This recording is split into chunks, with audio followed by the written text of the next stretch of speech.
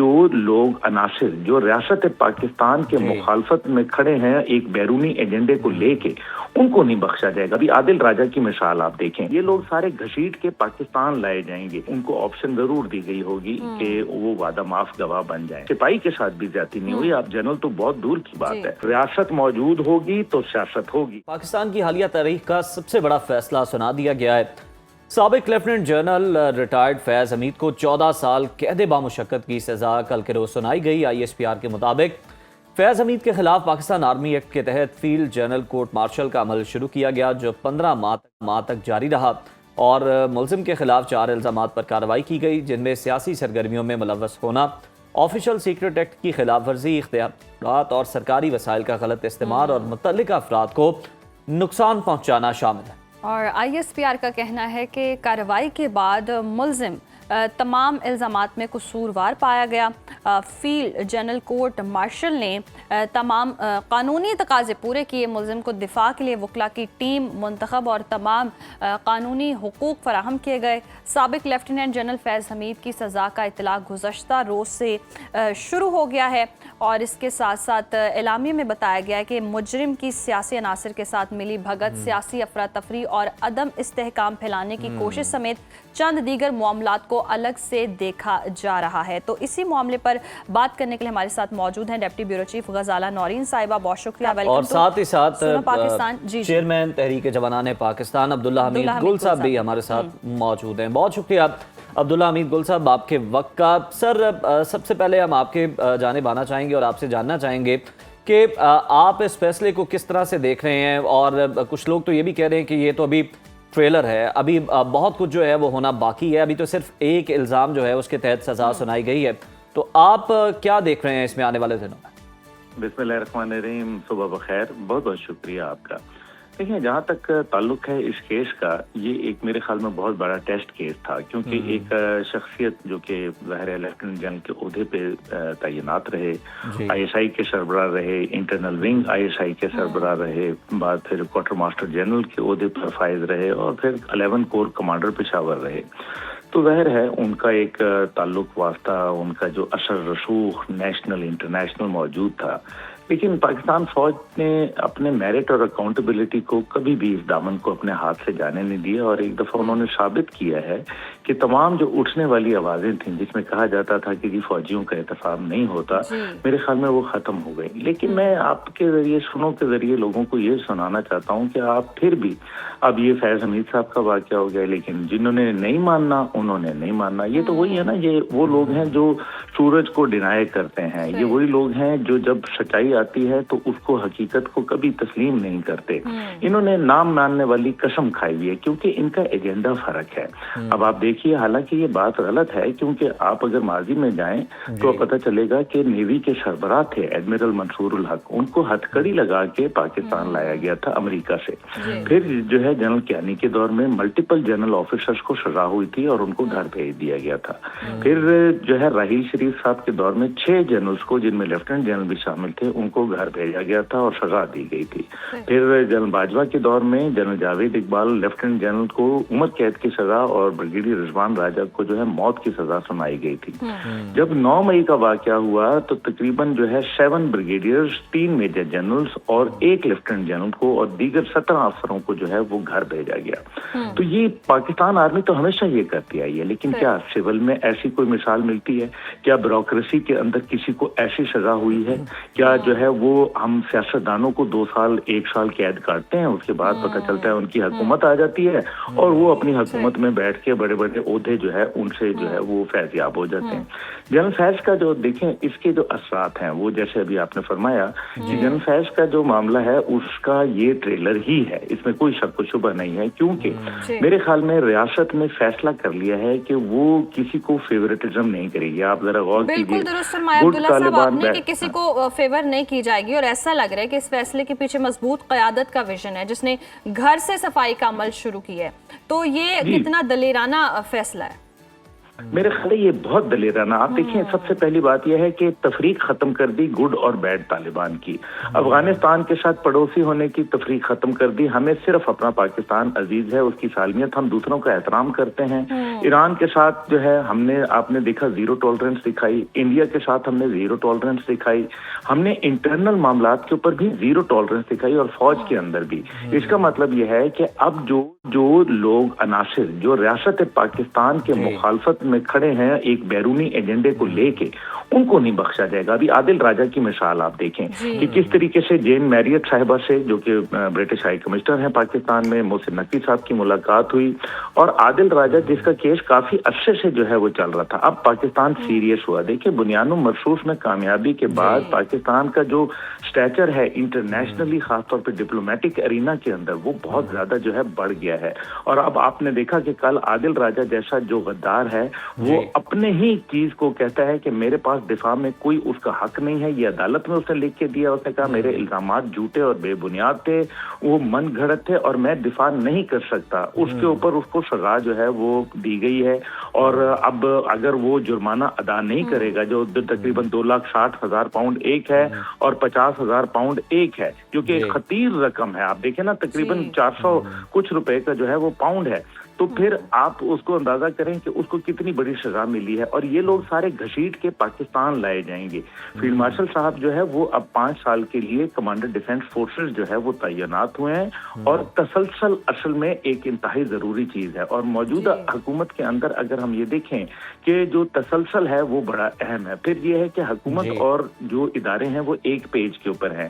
ابھی آپ دیکھیے کہ کس طریقے سے ہر چیز کے اوپر ISI جو افواج پاکستان کے بعد جو اس کا عہدہ ہے, اس کے بعد سب سے زیادہ طاقتور عہدہ سمجھا جاتا ہے, جس کا حکومت کے عمل دخل میں ایک بہت بڑا کردار ہوتا ہے, حکومت کو گائیڈ لائنز پرووائڈ کرنے میں.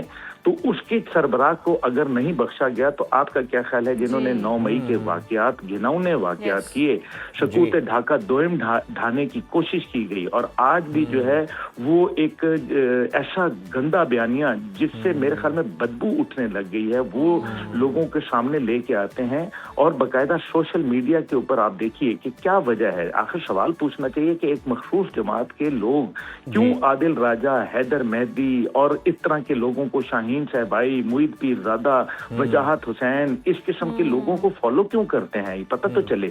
کتنے لوگوں کو, ایک طرف تحریک انصاف کے لوگ جو ہے وہ یہ کہتے ہیں کہ جی ہم تو فوج کے ساتھ اچھا پیار کرتے ہیں, لیکن جب فوج کے کور کمانڈر ہاؤس کو جلایا جا رہا تھا, وہاں قائد اعظم کے گھر کو جلایا جا رہا تھا, اور افواج کی وردی کی بے حرمتی کی جا رہی تھی, جس طرح سے آپ نے دیکھا وہ ایک بدبخت لڑکا جو تھا وکیل, جس نے سب کی دنیا کے سامنے ہمارا تمسخر بنایا, ہماری پاک فوج کا, جس پہ پاکستان کا جھنڈا لگا تھا, اس کی بے حرمتی کی گئی. تو کیا وجہ ہے کہ تحریک انصاف کے لوگوں نے اس کو سپورٹ کیا, اس عمل کو؟ عبداللہ صاحب آپ درست نشاندہی کر رہے ہیں, آپ کا اشارہ جہاں پر ہے سر, اعلامیہ اگر ہم دیکھیں کل کے روز جو ہے اس کی جو آخری لائنز تھی وہ بھی اسی کی طرف جو ہے انڈیکیشن دے رہی تھی, یعنی آنے والے دنوں میں یہ معاملہ جو ہے اس طرف بھی جا سکتا ہے اور وہ بھی لوگ جو ہیں وہ زد میں آئیں گے. آپ کیا سمجھتے ہیں کہ مزید کون کون سے لوگ ہیں جو کہ آنے والے دنوں میں اس کی زد میں آئیں گے؟ کیونکہ فیصل واوڈہ تو کہہ چکے ہیں کہ جناب شواہد بھی جو ہیں وہ فیض حمید صاحب جو پیش کریں گے, اور پھر اس کی وجہ سے عمران خان صاحب جو ہیں ان کی مشکلات بہت زیادہ بڑھ جائیں.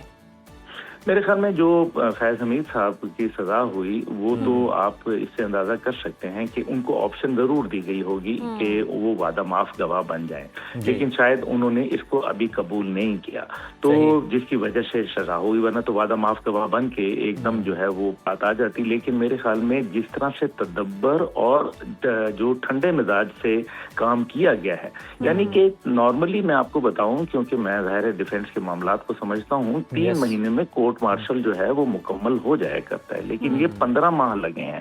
اس کی وجہ یہ ہے کہ یہ ایک سینسیٹیو کیس تھا, اس کو تسلی سے, باریک بینی سے جائزہ لیا گیا. اور میں یہ گزارش کر دوں کہ آج تک مجھے یاد نہیں پڑتا کہ سول عدالت نے فوج کے کیے ہوئے فیصلے کو ریورس کر دیا ہو, کیونکہ فوج اتنی اس کو باریک بینی سے دیکھتی ہے. اس کی جج ایڈوکیٹ جنرل برانچ, جس کو جیک برانچ کہا جاتا ہے, وہ مائنیوٹلی چیزوں کو ڈیٹیل سے جو जो है एनालिसिस करती है, सबूत और शवाहिद जो है इकट्ठे करती है, उनकी बुनियाद के ऊपर लगता यह है कि 15 महीने में फैज साहब जो थे वो उनका जवाब देने से काफिर रहे, वरना तो जाहिर है जवाब देते। और ये मैं आपको बताऊं, बड़ा फेयर ट्रायल होता है, ऐसा नहीं है कि ये फेयर ट्रायल नहीं होता, क्योंकि उनको पता है कि इसका जो इख्तियार है वो 40 दिन के अंदर आप हाई कोर्ट में या सुप्रीम कोर्ट में आप अपील दायर कर सकते तो हैं। सर इससे ज्यादा फेयर ट्रायल क्या होगा कि मतलब 28 के करीब जो गवाहान हैं उनको सुना गया है, उनकी गवाहियां जो हैं, शहादतें वो शामिल की गई हैं, ये साबित करता है कि बहुत ट्रांसपेरेंट हुआ। जी बिल्कुल, इसमें ट्रांसपेरेंसी तो कभी कोई मेरे ख्याल में ना पहले कभी देखिए, फौज कभी किसी को निशाना नहीं बनाती और बेमकसद। आप देखिए जिस दिन उन्होंने एक लेफ्टिनेंट जनरल के ऊपर हाथ डाला था, बल्कि मैं आपको गुजारिश करूं कि कभी किसी सिपाही के साथ भी ज्यादती नहीं हुई, आप जनरल तो बहुत दूर की बात है।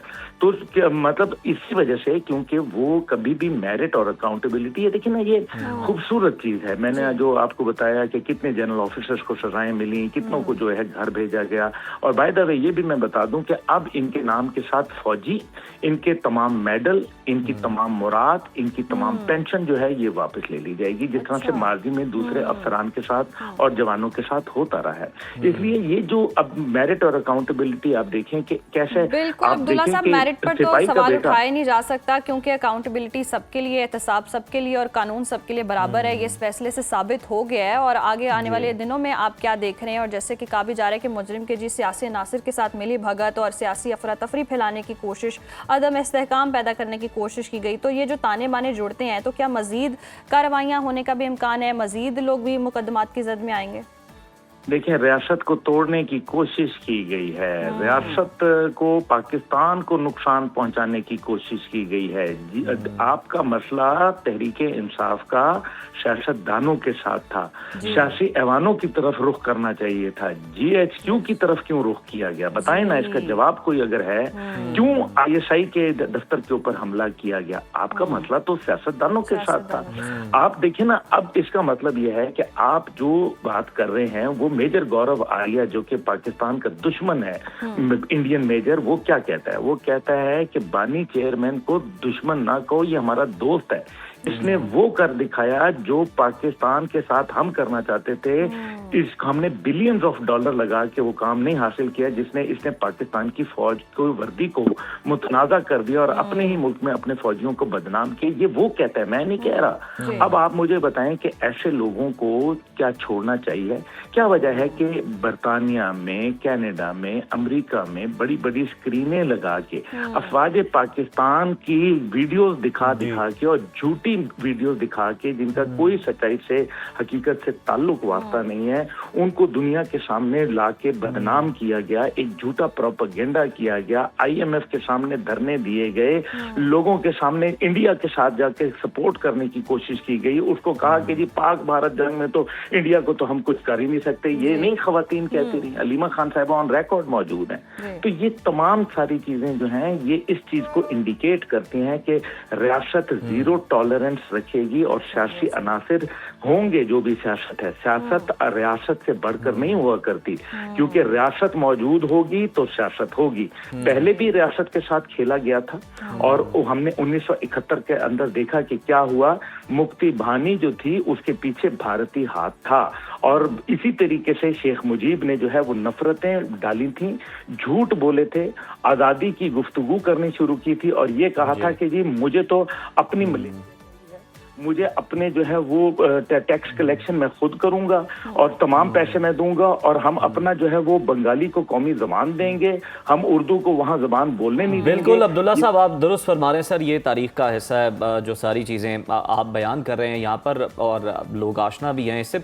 सर अगर हम देखें तो एक जानिब तो इदारे की जानिब से बड़ी, जिस तरह आप भी कह रहे हैं, बड़ी खूबसूरत बेहतरीन मिसाल की गई है, बताया गया है कि इदारे के अंदर खुद एहतसाबी का अमल जो है वो किस कदर सख्त है और कितना तेज़ है। और साथ ही साथ सर ये मेरा ख्याल है आने वालों के लिए भी आप क्या समझते हैं कि ये कितनी बड़ी एग्जाम्पल जो है वो सेट कर दी गई है कि इख्तियारात का नाजायज़ इस्तेमाल अगर कोई करेगा और कोई सियासी मामलात के अंदर अगर इन्वॉल्व होगा तो फिर उसके साथ भी इसी तरह बेरहमाना सलूक जो है वो किया जाएगा, ताकि इस मिसाल को सेट करते हुए आइंदा कोई इस तरह का सोचे भी ना, इस तरह की सोच भी ना रखे।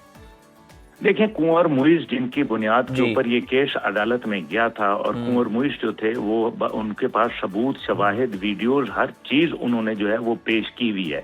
उसकी बुनियाद के ऊपर अदालत आलिया की जानिब से जो है ये सिलसिला शुरू किया गया था, और इर्रिफ्यूटेबल एविडेंस मौजूद है, जिसको आप जो कहते हैं नाकाबिले तरदीद शवाहिद। अब उसकी बुनियाद पे ये काम किया गया। आने वालों को बिल्कुल ये मेरे ख्याल में उनके लिए एक लेसन है कि अगर वो अपने जो इख्तियारात हैं वो अपनी जात के लिए इस्तेमाल करेंगे तो उनको सजा मिलेगी।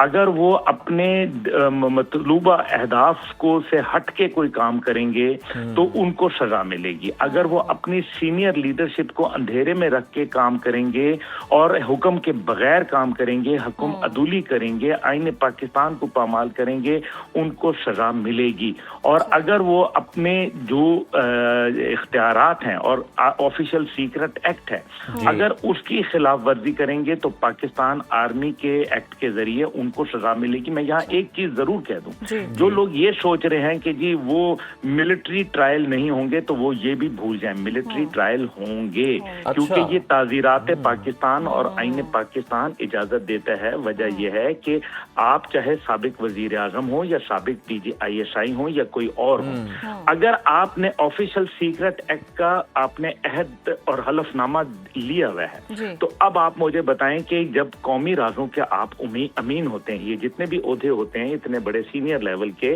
जाहिर है इनके पास पाकिस्तान के न्यूक्लियर के, पाकिस्तान के दीगर जो हमारे मामलात होते हैं उनके कौमी राज होते हैं। और उसमें से एक राज जो है वो साइफर भी है, ये याद रखिए, साइफर भी एक राज है। ये ऑफिशियल सीक्रेट एक्ट के तहत खिलाफ वर्जी हुई है और इसके लिए जो है वो सजा तो मिलेगी, इसमें कोई दूसरी राय अब्दुल्ला मुझे मीर कुल तो साहब बिल्कुल दुरुस्त फरमाया आपने, और यकीनन ऐसा ही होता है। और रियासत मुखालिफ कोई भी अगर इकदाम किया जाए, खिलाफ एक्शन लिया जाएगा। बहुत शुक्रिया आपके वक्त का, और यकीनन ये अस्करी तारीख का बहुत ही दलेराना फैसला है। और